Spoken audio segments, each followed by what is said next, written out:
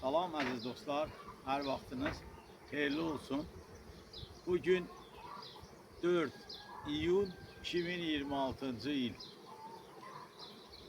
Bugün dostlar, erkək arı sürfələrinin üzərini qaşıyırlar, kəsirlər, doğrayırlar.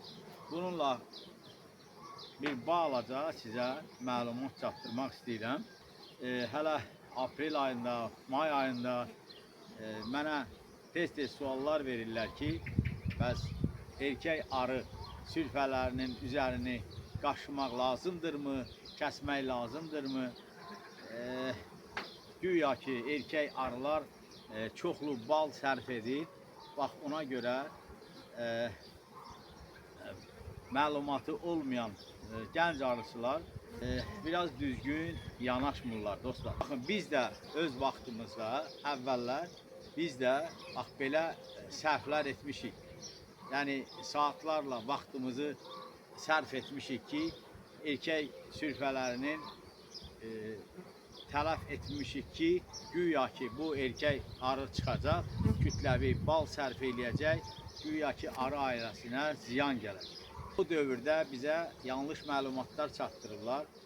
İnternet olmayıb, araşdırmaq olmayıb. Ümumiyyətlə, təbiətin işinə qarışmaq doğru deyil. Hər bir arı ailəsində yaz vaxtı erkək arılar yetişdirirlər, arılar. Yəni, bu təbiətin işidir. Çərçivələrin küclərində, qıraqlarında, deformasiya olan yerlərdə, yəni orada erkək arı ölçüsündə şan toxunulur arılar özlərindən. Və ora ana arı erkək yumurtalar qoyur. Ana arıların mayalanması üçün erkək arılar lazımdır, vacibdir. Bunu da arılar özləri insan müdaxiləsi olmadan nə qədər, necə, hansı şəraitdə, hansı ayda, nə qədər yetişdirməyini arılar yaxşı bilir.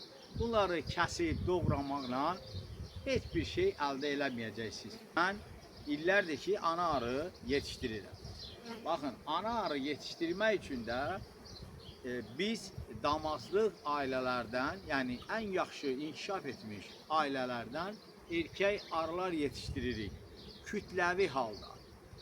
Yəni erkək şanı veririk, ana arı ora erkək yumurtaları qoyur.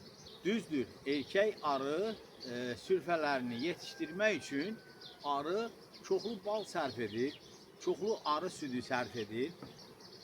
Amma inanın, bütün bunları təbiət özü tənzimləyir. Arı şuursuz bir canlıdır. Amma Allahın ona verdiyi instinktlə, yəni insan əgər müdaxilə etməsə, arı hər şeyi özü düzüb qoşur.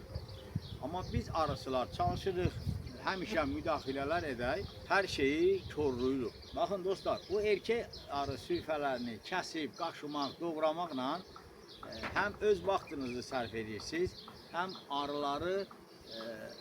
arılara əziyyət vermiş olursunuz. Erkək arılar yetişdirən ailələrdən birini göstərirəm. 2 mərtəbədə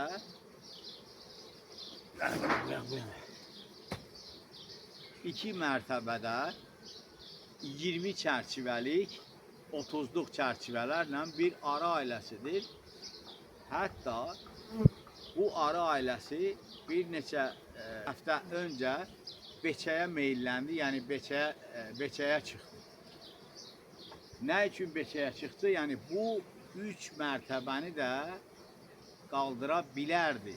İndi sizə göstərəcəyim bir şan, yəni erkək şanı ki var 30'luq çərçivədə, aprel ayından bu tərəfə burada ana arı erkək yumurtalar qoyub, erkək arılar becərmişik. Bir erkək arı çərçivəsi yetişdirmək 4 işçi arı çərçivəsinə bərabərdir dostlar. İndi biz burada özümüz məcbur etmişik ki, bizim üçün erkək arılar yetişdirsin.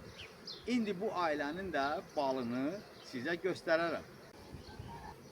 Yeni toxunmuş erkək şanıdır. Yəni erkək arı şanı. Biz bu ildə toxutturmuşuq ki, növbəti il arı inkişaf eden zaman biz bakın bu cür erkek şanlar verip yani damazlık erkek arılar yetiştirək. Yallah.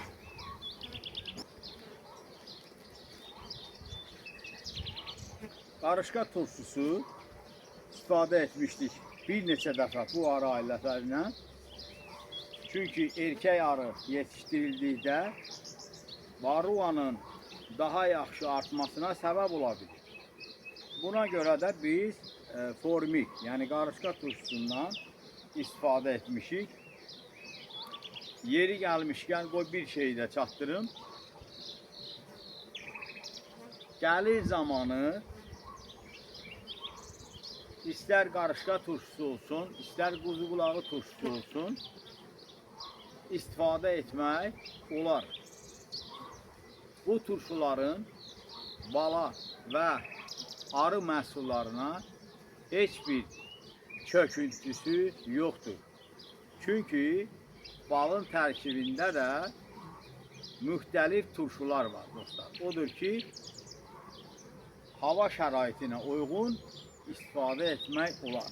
Organik turşular bala və arı məhsullarına çöküntü vermir. İndi sizə göstərirəm ki, erkek arı, yəni kütləvi erkek arı yetişdirilən bir pətəkdə bax necə bal yığırlar. Bir vaxtlar düzgün məlumat verməyiblər. Biz də o erkek arıları kəsmişik, dağıtmışıq. O mundarçılıq, ona valla ehtiyac yoxdur. Hər şeyi arılar özləri mükəmməl bilir.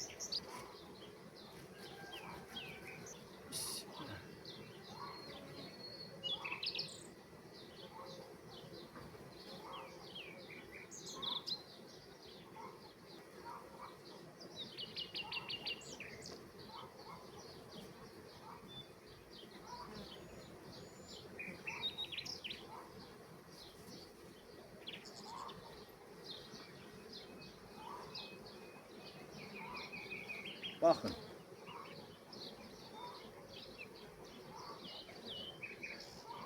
Burada bəlkə də 3-4 nəsil erkek arı yetişdirilib.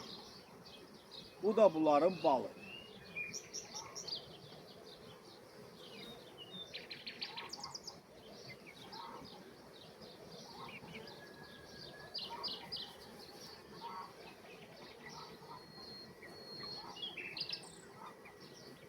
Ay maşallah.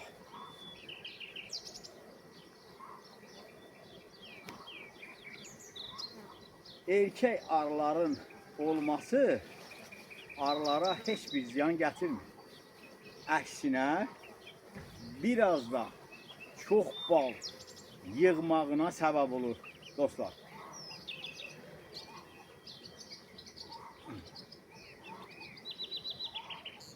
İndi erkek şanını da göstereceğim.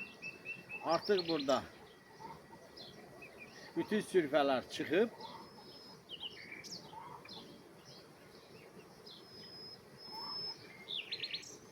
Bunların yerine də artıq bal toplayıblar.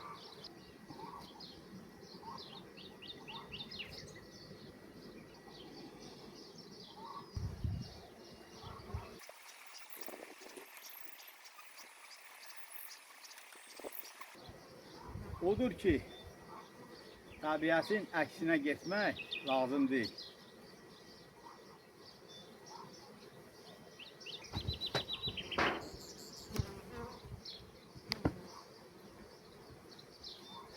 Arılar, dostlar, hər şeyi daha yaxşı bilir.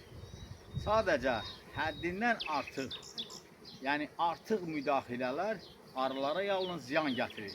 İnşallah bir neçə gündən sonra bu arı ailələrimizdən bal kəsiminə başlayarıq. Yəni üzəri tam örtüləndən sonra inşallah bal süzəcəyik. Arılara əziyyət vermək lazım deyil dostlar. Odur ki, sağ olun, özünüzü qoruyun.